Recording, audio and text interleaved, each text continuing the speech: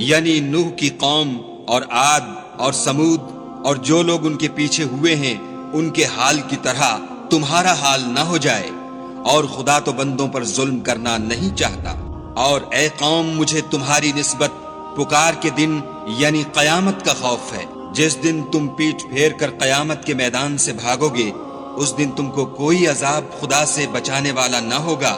اور جس شخص کو خدا گمراہ کرے اس کو کوئی ہدایت دینے والا نہیں۔ اور پہلے یوسف بھی تمہارے پاس نشانیاں لے کر آئے تھے،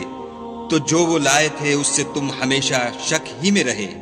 یہاں تک کہ جب وہ فوت ہو گئے تو تم کہنے لگے کہ خدا اس کے بعد کبھی کوئی پیغمبر نہیں بھیجے گا۔ اسی طرح خدا اس شخص کو گمراہ کر دیتا ہے جو حد سے نکل جانے والا اور شک کرنے والا ہو۔ جو لوگ بغیر اس کے کہ ان کے پاس کوئی دلیل آئی ہو خدا کی آیتوں میں جھگڑتے ہیں، خدا کے نزدیک اور مومنوں کے نزدیک جھگڑا